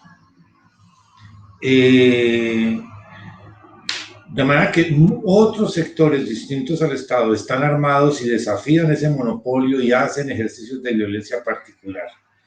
Entonces, lo que quiero decir con eso es no negar los avances, el acumulado y el aprendizaje que la sociedad toda, el Estado, pero las fuerzas sociales también han hecho en términos de negociación y de diálogo y de conciencia de la necesidad de reformar varios aspectos de la vida del país, por lo menos de unos aspectos básicos. Claramente el acuerdo de paz se refirió a algunos de esos elementos como en términos del acuerdo en materia rural o en materia de participación política, que son los dos acuerdos más destacados. Como la agenda del proceso de paz fue tan limitada y tantos aspectos de la vida política que no se pudieron negociar, pues entre esos estuvo obviamente el problema de la doctrina militar, del lugar de las Fuerzas Armadas y con ello el lugar de la policía y de sus competencias, dijéramos, represivas. Eso no se termina tocando. Pero claramente creo que se puede advertir en la pregunta por la eventual configuración de nuevas guerrillas. Creo que justamente, y habría que advertir eso, me parece importante, justamente es otra manera en que entra ese relato de estigmatizador. Y es no solo la demonización de la que hemos hablado, sino la amenaza de la inseguridad, un registro importante de todas estas narrativas y discursos, como decía Ariel, tiene que ver con el problema del miedo. Entonces, plantear la posibilidad de las guerrillas como un escenario futuro es simplemente darle lugar a ese discurso que habla de lo negativo que es el proceso de paz o que fue el proceso de paz y de los problemas que trae. Entonces, es ver siempre el problema como amenaza y el problema como un miedo posible. Y yo creo que hay una clave de la estructura de la matriz narrativa con la cual se ha impugnado el proceso de paz y en general la posibilidad de las reformas para esta sociedad. Entonces, claro, ante el escenario de haberle entregado el país a la subversión, fíjese, va a haber más guerrillas. Yo creo que no es un diagnóstico acertado y que hay que ponerle mucho cuidado a las claves que ese discurso tiene detrás o ese ejercicio de futurología, como decía Ariel, tiene. Y es pensar que, claro, como hubo proceso de paz, es tan negativo el proceso de paz que además vamos a tener nuevas guerrillas. No, primero que todo, este Estado, nunca ha tenido monopolio sobre la fuerza. Nunca ha tenido un ejercicio, nunca en su historia, un ejercicio monopólico y único de las armas y del uso de las armas, y de la amenaza del uso de las armas. Siempre ha sido desafiado ese monopolio durante todo el tiempo, o bien porque se armaban los civiles de muchas maneras en las guerras civiles, los hacendados, en fin. Pero las insurgencias, que como se precisó ahorita, Ariel lo decía, el proceso de paz no significa que no haya guerrillas. El proceso de paz tiene que significar es una apertura a la sensibilidad por reformas sociales, ampliación de la comunidad política, ese es el sentido que tiene una negociación de paz. No es el egoísta ni inmediato de que no haya tiros y que no se dispare más. No, el problema creo que tiene que ver con otro asunto. ¿Eso qué significa? Que reconocer que nunca el Estado tiene el monopolio significa que no solamente ese monopolio ha sido desafiado por las insurgencias, que lo siguen siendo, el ELN no se desmovilizó. Lo que dicen los analistas es que el rango, el porcentaje que está previsto por las medidas internacionales de reincorporación o de reincidencia de los desmovilizados, en el caso de las FARC, es menor que el estándar internacional. Eso se tiende a olvidar o a no reconocer. Pero es que también tenemos nosotros aquí un problema de criminalidad muy importante, ¿no? De narcotráfico muy importante en redes mucho más amplias, que ya son mucho más internacionales, que tienen que ver entonces con el tema bueno, por ejemplo, estos temas de los carteles de droga y tal. O sea, que no nos obnubile, ¿no?, la inminencia de una nueva guerrilla. No, es que hay guerrillas, siempre ha habido. Nunca el Estado ha tenido el monopolio. Y además, si se trata del problema de la violencia, las agencias de la violencia no son solo insurgentes. Eso es muy importante.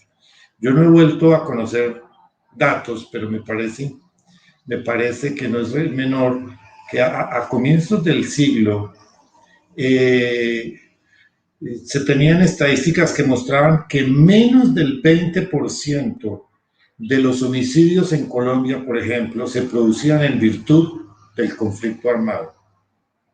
Que la mayoría de los homicidios producidos en Colombia tienen que ver con las riñas, con la violencia terrible intrafamiliar, con los accidentes de tránsito, pero las muertes en Colombia no gravitaron nunca, ni hoy ni nunca, alrededor del conflicto armado.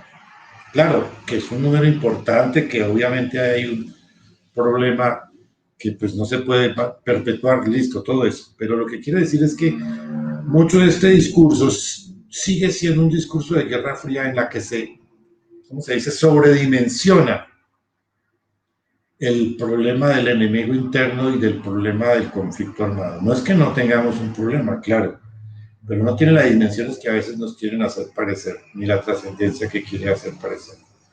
Yo quisiera decir una cosita más, que escuchando al padre Francisco de Rú a propósito de esta coyuntura de los paros y del uso desmedido de la fuerza por parte de la policía y tal, hace una intervención que se está difundiendo recién, pero que me parece muy importante, porque esa estigmatización ampliada a esto de los discursos y las narrativas, de unas matrices en las que se ha querido leer el problema,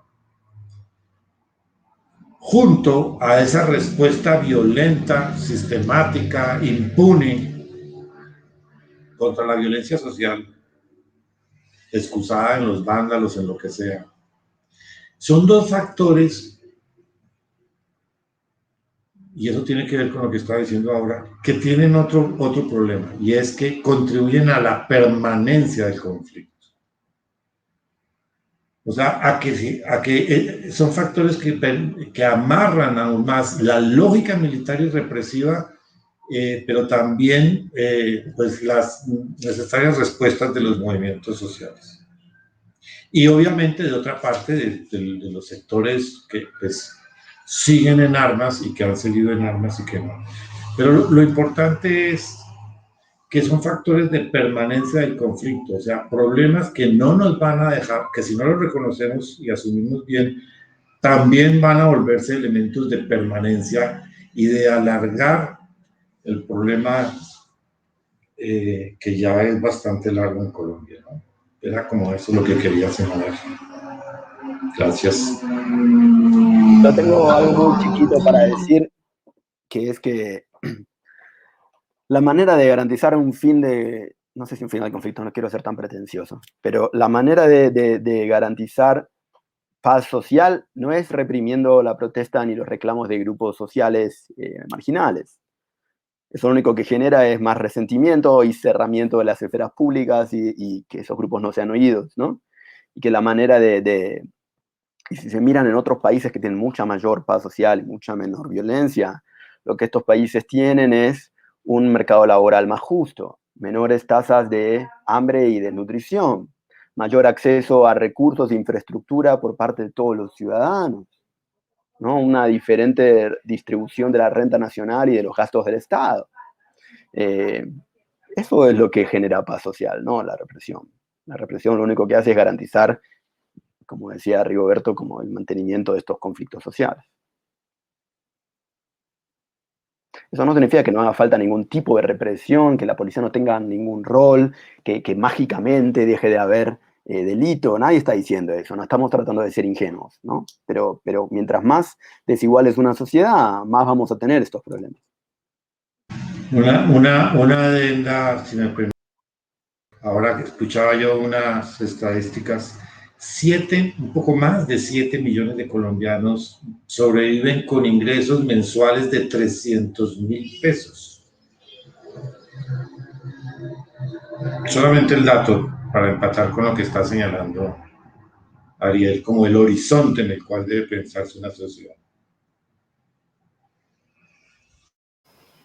Bueno, las siguientes dos preguntas que queremos plantearles es, sobre todo en casos con represión semejante a la que se está viviendo, ¿qué triunfos y cambios se han logrado al seguir protestando a pesar de las represiones en Colombia? Y otra es, ¿por qué pareciera que a largo plazo estamos aceptando y olvidando lo que ocurre?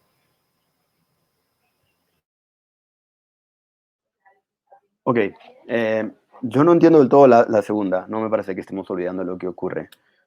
Así que si hay una forma de aclarar esa pregunta, yo quizá podría intentar responderla. Sobre la primera, ¿qué triunfos se han logrado? Yo diría que para empezar se han dado en marcha atrás con la reforma impositiva, que es lo que inició estos paros y protestas en primer lugar, ¿no? No nos olvidemos de eso para empezar. Y la razón por la cual la represión se ha encrudecido en estos últimos días, yo creo que tiene que ver porque hay un miedo de que estos reclamos un poco más amplios se les tenga que oír, ¿no? Y que haya que tomar ciertas medidas de transformación que no sean simplemente dar marcha atrás con una iniciativa que todavía no se había vuelto concreta. Miren el caso de Chile, ¿sí? Enorme cantidad de represión desde el 2019 bajo el gobierno de Piñera hace que una protesta que era originalmente por un aumento en las tarifas del metro escala a un conflicto nacional por cuestiones de desigualdad de la distribución económica y la enorme desigualdad social en Chile que viene desde la época de Pinochet y que terminó en una convención constituyente para reformar la constitución que básicamente Chile había heredado de Pinochet y que había modificado muy poquito. Entonces yo diría, claramente la protesta funciona. Miren el 2001 en Argentina, ¿sí? La protesta social va a ser violentamente reprimida, pero esa represión violenta termina en el presidente escapándose de la Casa Rosada en helicóptero, el fin de ciertas medidas de austeridad económica, básicamente a sangre fría, ¿no? Y el comienzo de un proceso de transformación política. Uno puede estar en desacuerdo con a dónde llega ese proceso, qué tan efectivo fue, pero claramente este tipo de protesta puede producir cambio social siempre que se cumplan algunos tipos de condiciones, ¿no? La primera es que este tipo de protestas tengan la suficiente cantidad de apoyo de buena parte de la sociedad, que se considere que sus reclamos sean claros y legítimos, y que el poder sienta que tiene que dar cuenta de lo que hace a su ciudadanía de alguna manera. Es decir, que en algún momento que haya un límite a la cantidad de represión que el gobierno puede ejercer, ¿no? Porque si no estamos, ¿no?, ya no hablando de escenarios como los del 2019 en Chile y el 2020 en Chile, sino de las dictaduras del Cono Sur en la década del 70, en los cuales el límite a la cantidad de terror y represión que podían ejercer esos estados era nulo, no había límite. Entonces ahí todas las formas de protesta se apagan porque la gente tiene miedo literalmente por sus vidas constantemente. Ese no es el escenario en el que estamos en Colombia. Estamos en un régimen de derecho, ¿no?, en parte con algunos problemas justamente que tienen que ver con las formas ilegales de represión, ¿no?, por fuera del orden jurídico que estamos viendo estos días, pero yo no lo compararía con esos otros tipos de regímenes. Lo que yo diría es la forma de protesta pacífica, masiva, multitudinaria, callejera, ha tenido éxito en un montón de casos. Siempre, la pregunta es, ¿éxito haciendo qué? Entonces, lo importante es que estos movimientos tengan reclamos concretos. Miren el reclamo concreto de la reforma impositiva. Fue retirada, van a empezar de nuevo tratando de buscar consensos. Fíjense ahora que se está abriendo una mesa de diálogo. Esa mesa de diálogo era imposible sin todas estas jornadas de protesta. Entonces yo no diría que no se logra nada. Puede no lograrse todo, ¿no? Se va a transformar la sociedad colombiana, esas cosas nunca pasan. Pero yo no diría que no logran nada estos movimientos de protesta. Sí, los balances sobre las ganancias en los movimientos sociales siempre son difíciles, ¿no? Porque muchas veces no son inmediatos.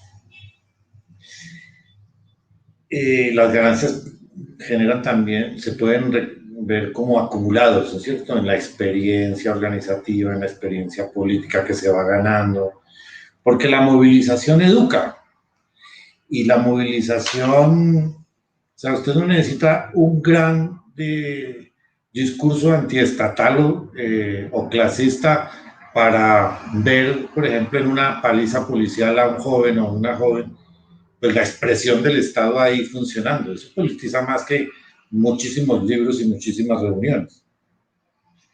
Yo creo que las ganancias no se pueden ver de manera inmediata, hay que pensar cuando se trata de la movilización social en grados y tal. Estaba pensando en una imagen que para la gente joven, los estudiantes que han hecho prácticamente su vida adulta en estos últimos 3 años, pareciera que Colombia es un país que tiene una tradición de movilización importante, pero justamente no la ha tenido. Yo creo que eso es uno de los avances, sumando a la lista que decía Ariel, que me parece importante. O sea, Colombia no es una sociedad que tenga una tradición de movilización y de cultura política importante, que sí es más obvia, tiene una tradición evidentemente en Argentina o en Chile y tal. La movilización es permanente, grandes periodos de movilización, ¿no es cierto?, la han venido consolidando. Colombia no la tiene. Colombia ha tenido un periodo, la movilización es más espasmódica después de 2019, que se ha venido dando, antes de 2019 hasta acá, que es un ciclo de protesta muy particular. Es realmente novedoso, pero no es una característica colombiana, ¿no? Yo no diría que está en la tradición de la cultura política la movilización social. ha sido más espasmódica. Tenemos unos movimientos, unas coyunturas importantes, el paro del 1977, y luego algunos intentos de huelga generales en el 81, tal que no fueron muy significativos finalmente, pero antes de este último ciclo, no es fácil recordar un ciclo de protesta tan intenso como el de ahora. Para decir con eso que este sostenido ciclo de protesta es ya una ganancia. Yo estoy muy de acuerdo, sí. ¿Perdón? No, que estoy súper de acuerdo con lo que dice Rigoberto. Me parece que es clave tener una ciudadanía movilizada, activa y comprometida con la política, porque si no, si todo el mundo es apático, yo me concentro en mi trabajo y no hago nada más, entonces el mundo político hace lo que quiere y la gente no se entera o lo ve con resignación. Y yo creo que esto, como muy bien dice Rigoberto, esto es potencialmente transformativo en ese sentido, de accountability, digamos. Perdón, Rigo, te interrumpí, sí. Sin duda, yo creo que es de las cosas que más significan. Hay ganancias iniciales. Ahora, hay una cosa que decía alguien que me parece importante, o sea, la movilización se ha transformado en una demanda por o contra la represión policial. Y creo que eso es otra ganancia. Cada vez hay más conciencia, pero lo que creo es que para poder asumir una cosa de para poder ganar una crítica más sistemática al problema de la represión, sí hay que juntarlo con otros asuntos, ¿sí? El tema doctrinario, el tema de la forma, del problema de la justicia e incluso del acceso a la justicia por parte de las víctimas de la policía. En fin, eso va a plantear otros problemas que obviamente van a tocar intereses sensibles. Yo creo que sí hay una ampliación en efecto, porque tocando con algo que se dijo ahora, creo que la movilización lo que hace es cambiar los términos, las referencias en las cuales se nos ha dicho que debe ser la participación. O sea, tradicionalmente nos han dicho, no, pues usted participa y es ciudadano si vota. Entonces vote juiciosamente cada 2 años. Y como que el resto, pues, desentiéndase. Creo que lo que ahora se ve es eso, y ese es un avance. Múltiples formas de participación política que no se quedan, dijéramos, en lo que se nos dice que debemos hacer, que es votar y ya. Creo que la deliberación de los asuntos públicos en la calle es una ganancia y un potencial democrático hacia adelante, que hay que cultivar, que no se puede perder. Ya verá. 100% de acuerdo. Y miren, por ejemplo, el movimiento feminista argentino, ¿sí? Empiezan con reclamos puntuales, chiquititos, y intentos legislativos que no tienen éxito. Pero la movilización produce experiencia y capacidad de movilización mayor y mayor visibilidad de los reclamos. Y eventualmente las mujeres de Argentina politizadas por sus derechos de género salieron a protestar de forma masiva, armaron sus organizaciones permanentes, ¿sí? Estuvieron básicamente movilizadas de forma casi ininterrumpida durante mucho tiempo hasta que finalmente comenzaron a tener éxito en sus exigencias, ¿no? Porque revertir la dirección de la inercia política legislativa implica cambios culturales masivos. Y eso es un montón de trabajo. No se logra un día para otro, como decía Rigoberto. Se logra a través de un trabajo que se construye sobre trabajo previo, de movilización, de activismo, de protesta, de participación, crítica y reclamo a lugares en los medios, construcción de medios alternativos, nuevas formas de expresión, desde el performance a otras más. No recuerdo en el caso de este performance chileno con de una colectiva feminista. Estas cosas se construyen de a poquito. Y yo diría que piensen en esto.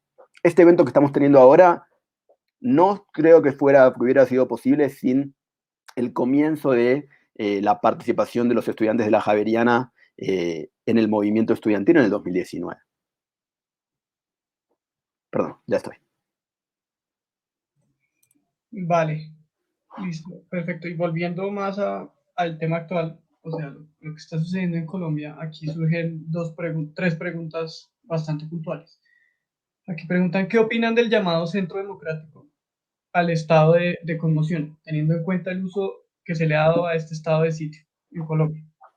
Y posterior dice, teniendo en cuenta lo que pasa en muchas zonas rurales y lo que viene pasando en Cali, eh, por estos días, ¿cómo se ven los vínculos ideológicos y de favores políticos entre algunas instituciones civiles, como las defensorías y la policía? ¿Cuál sería en relación el comportamiento de la policía y el ejército frente a la Policía Nacional? ¿Presentan algún tipo de determinismo estas instituciones al actuar?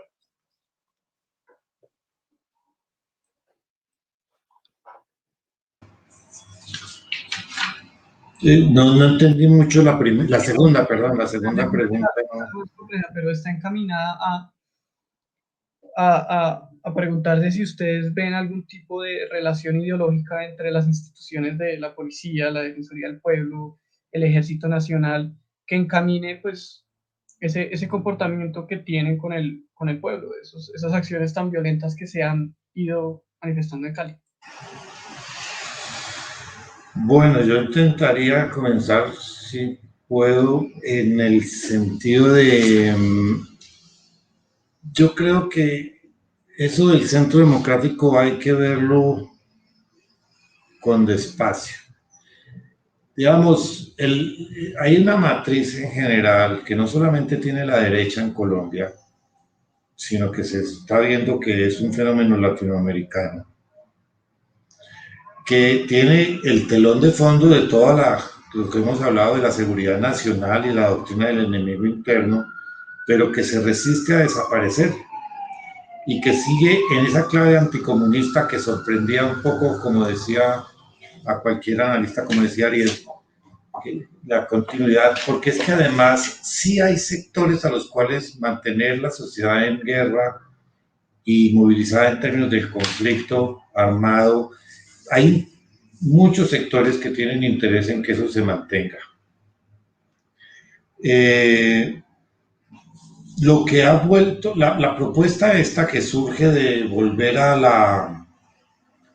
la conmoción interior o sectores políticos como el del Centro Democrático que le demandan al gobierno la adopción de medidas de conmoción interior, tienen que ver como es la consecuencia necesaria, digamos así, de cómo se ha venido construyendo un relato sobre la protesta social en Colombia, pero no solo en Colombia. Yo insisto que eso es un programa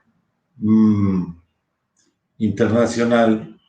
La agenda de la derecha toda es muy similar, porque es una sola agenda en general, ¿no es cierto?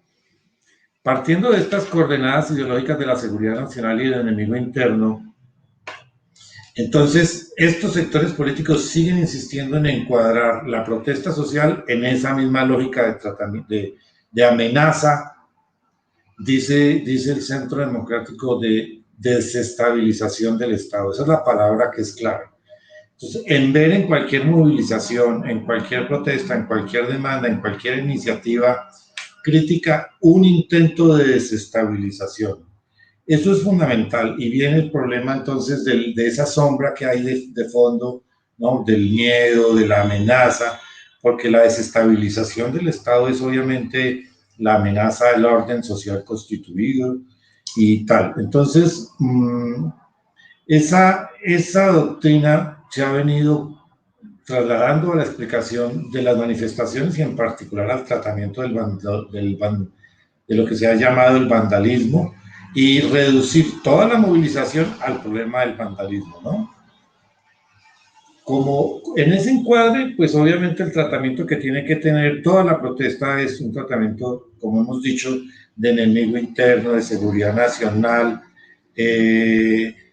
porque las protestas, como insisto, las protestas no son expresión de malestar social, de descontento, de problemas sociales acumulados, no. Eso se deja a un lado, ¿no es cierto? Y simplemente se llama a que el tratamiento de la protesta como amenaza la estabilidad del Estado. Como son amenazas desestabilizadoras, tiene que tener un tratamiento represivo, militar, tiene que tratarse como un problema de terrorismo. Ahí es donde está enmarcada la propuesta del Centro Democrático, y me parece bien usar la expresión Centro Democrático para no particularizar ese problema, por ejemplo, en las supuestas calidades de presidente Duque, ¿no? No es si uno es paraco y el otro es un huevón, algo de eso podrá ser. Pero el problema no centrarse en las calidades morales, el problema no es un presidente. Nosotros tenemos también construido, y eso es parte de la cultura política que se está remontando, la costumbre de reducir o de centralizar en los presidentes el problema o las capacidades de resolver los problemas. No. Más allá de eso, el señor que está ahorita de presidente es la expresión de una corriente política que se llama eso, el Centro Democrático, el uribismo, y yo creo que eso no se puede perder de vista. Yo creo que como se planteó el asunto es fundamental. Entonces la solicitud de conmoción interior es para seguir insistiendo en que hay una amenaza potencial, en que aquí no se está movilizando demandas sociales, sino que se está desestabilizando el Estado. Ese es el discurso que está detrás, y me parece muy importante no perder de vista, porque trae unas claves en el lenguaje, ¿no? Vándalos, desestabilización, seguridad. Hay unas claves en las que esa matriz se reproduce. Yo diría eso en principio. Sí, yo no tengo mucho que agregar a lo que dijo Río, porque básicamente forma, como muy bien dijo él, parte de esta intentos de deslegitimación de la protesta, ¿no? Y también tiene un par de cuestiones implícitas, nunca dichas del todo, como el compañero muy bien dijo, que es una asunción de que cualquier tipo de negociación con estos sectores marginales, excluidos, cualquier tipo de diálogo, de apertura, es, ¿no?, una claudicación ante el comunismo. Que por supuesto ese tipo de discurso es eliminacionista en última instancia, ¿no? La única manera de lidiar con esta gente entonces es la represión. Y por supuesto las fuerzas policiales y militares se imbrican en estos discursos, ¿no? A través de esta gente que se enarbola en la defensa militar de la patria, porque bueno, eso les garantiza un montón de poder, un montón de recursos y por supuesto impunidad. No tengo mucho más que decir honestamente sobre este tema.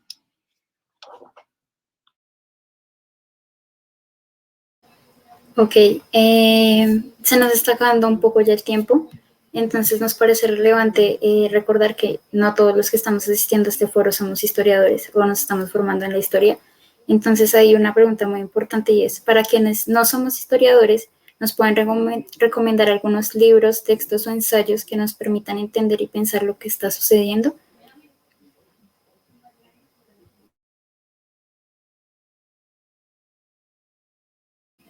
Profe Rigo, por favor, el micrófono. Pues es difícil una recomendación puntual. Ahora Ariel repasaba la ampliación de posibilidades informativas y de acceso que tenemos, los portales alternativos. Yo creo que hay un montón de literatura en las ciencias sociales que ha diagnosticado problemas de estos, y obviamente no estamos hablando pues porque se nos ocurrió. También aquí pues está el acumulado de una serie de lecturas. Puede haber algunas recomendaciones puntuales de bibliografía, creo que incluso de páginas o de portales que son importantes, de gente que está haciendo cosas muy interesantes.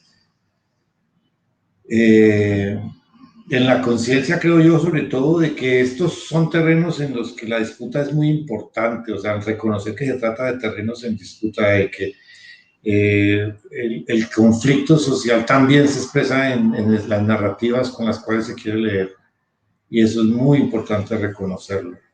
Pero a propósito de la pregunta, porque francamente no me atrevería a dar una bibliografía específica, no sé si sea un error, pero pues en principio no me animaría. Sí quisiera, porque obviamente no corresponde a un deber de los estudiantes de historia, sino a todos los estudiantes, y es recuperar cierta memoria sobre la tradición de los movimientos estudiantiles en Colombia, que se encuentra muy extraviada, ¿no? El asesinato sistemático de toda una generación en los años 80 y 90 de militantes y dirigentes hizo que en Colombia se perdiera, digamos, la continuidad de la comunicación intergeneracional y mucho de esa tradición acumulada se perdiera. Y entonces la gente muy joven no tiene, digamos, memoria ni esas claves, o no es obvio que las tengan que tener. Y pienso que para cualquier joven, estudiante en particular, sí es importante recomendar volver sobre la tradición del movimiento estudiantil, volver a tener una idea de qué fue el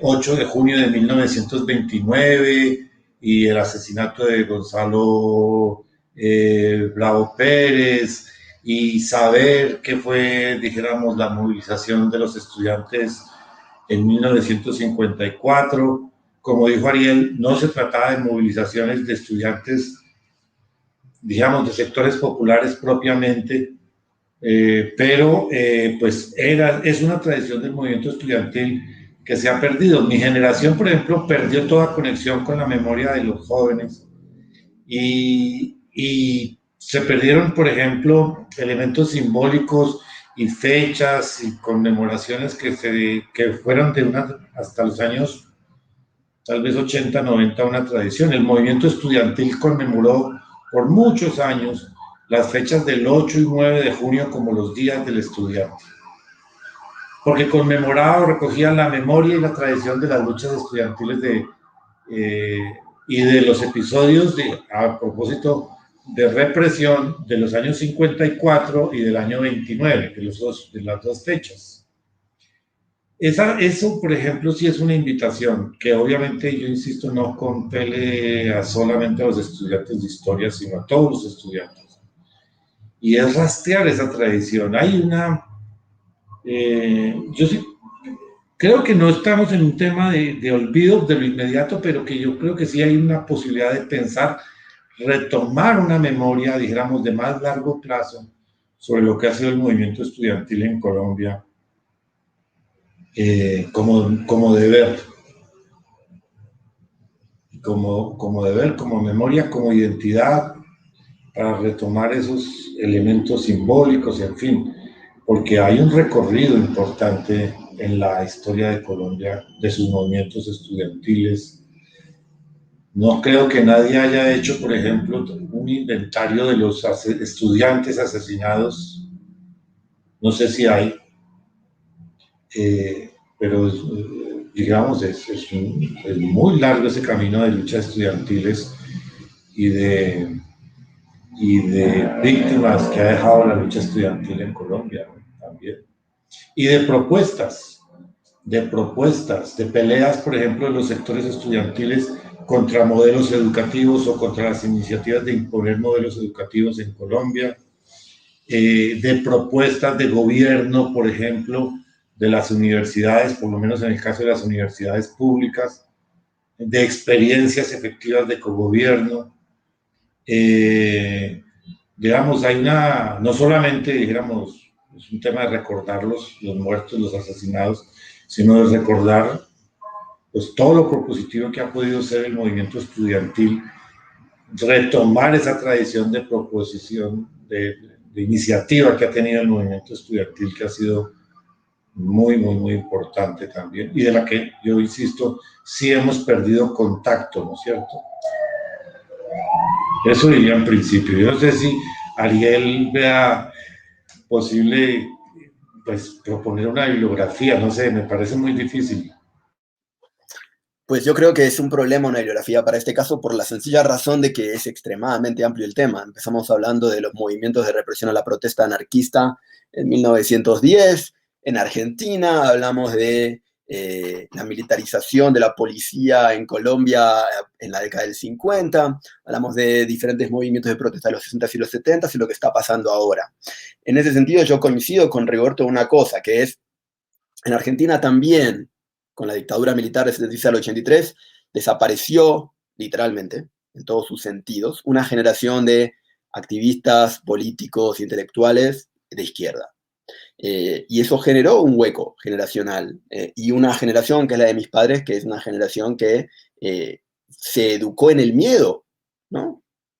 Yo tuve una discusión una vez con mis papás en la cual yo les recriminaba que ellos me habían educado pensando que la política mataba, que la participación en política era ponerse un blanco en el pecho, y mi mamá se defendió diciendo, pero es verdad, ¿no? Porque para ella era así, para su generación fue así. En ese sentido, la formación lenta de una ciudadanía activa, movilizada, de estas nuevas generaciones, resuelve, ¿no? Una ausencia generacional que quizá las generaciones anteriores a ustedes en Colombia tuvieron menos, ¿no? Por obvias cuestiones que tienen que ver con violencia estatal y paraestatal. Sí me voy a permitir recomendar un texto que estuve mirando, pero que todavía no he leído. Así que es una recomendación, entre comillas, ¿no? Es lo que yo me propongo leer sobre este tema, pero que no he leído aún. Porque obviamente históricamente sobre los movimientos actuales hay muy poco escrito, ¿no? La historia del presente es un tema muy poco trabajado en nuestro rubro, por obvias razones. La primera y más clara es que para estudiar un proceso histórico en general es más fácil cuando ese proceso ha concluido, ¿no? Pero usamos nuestro conocimiento histórico para analizar lo que es la coyuntura actual. En ese sentido, quizá sociólogos y sociólogas y antropólogas y antropólogos tengan mejores textos para recomendar que nosotros. Pero yo estuve mirando muy por encima, ¿sí? Todavía no lo he leído, entonces no lo tomen como la rúbrica del profesor, pero hay un texto de Maristela Svampa, que se llama Movimientos Sociales y Nuevo Escenario Regional, las inflexiones del paradigma neoliberal en América Latina, y tiene que ver con la reaparición de movimientos de protesta la década pasada, digamos, bueno, ya la antepasada, en la década del 2006-2007, digamos, en los movimientos que llevan al triunfo a ciertos movimientos neopopulistas, ¿no? Y entonces, el quiebre del consenso hegemónico neoliberal y también el redoblamiento de los intentos represivos por mantenerlo, que yo creo que liga bien con las cosas que estamos discutiendo hoy. Pero no tengo mucho más para recomendar, estoy en eso, es parecido arriba, digamos. Bueno, digamos que como iniciativa de los estudiantes que estamos organizando todos estos foros, nos comprometemos obviamente a documentarnos en el tema y demás, y les vamos a dejar en la caja de descripción del video alguna bibliografía que consideremos importante, dependiendo de los temas que hayamos tratado pues a lo largo del discurso. Ya pues sin mucho más por decir, les queremos agradecer por habernos acompañado en este momento, en este espacio. Esperamos que haya sido un espacio de reflexión, que les haya dejado, se hayan podido solucionar sus dudas, sus preguntas. Y les queremos recordar que en los próximos días hay varias actividades dentro de la carrera y la facultad. En primer lugar, queremos recordarles que el día de mañana, de 4 a 6, tenemos nuestra clase abierta con el profesor Eduard Moreno. Quienes estén interesados pueden escribirnos en los comentarios para también pasarles el link de esta sesión. Y el día de mañana, desde el Departamento de Sociología, también va a haber una clase, no mentiras, desde el Departamento de Literatura, de Estudios Literarios, hay una clase abierta, se llama La Revolución Molecular de Félix Guattari, Conspiración, Cultura y Hegemonía. Será una clase dirigida por el profesor Gabriel Rudas. Muchas gracias, profesores. Muchas gracias, Ariel. Muchas gracias por su participación. Muchas gracias, Juan Esteban, Valentina, Teo, todos los estudiantes responsables de la actividad y en general saludar la iniciativa de los estudiantes. Se escribe también en un ciclo importante que viene desde el 2019 al menos, que es un buen presagio de cambios en la cultura política, como hemos dicho. Agradecerles a ustedes el espacio y agradecerle también a Ariel pues, el intercambio. Ariel, el invitado. que gracias, Rigoberto, por tus palabras y sobre todo gracias al grupo de estudiantes de la carrera y de la facultad por organizar estos espacios y seguir como trabajando en estos temas. Que fue un placer. Y por último, muchas gracias a todas y todos los que estuvieron viendo el video. Muchas gracias por el apoyo y muchas gracias.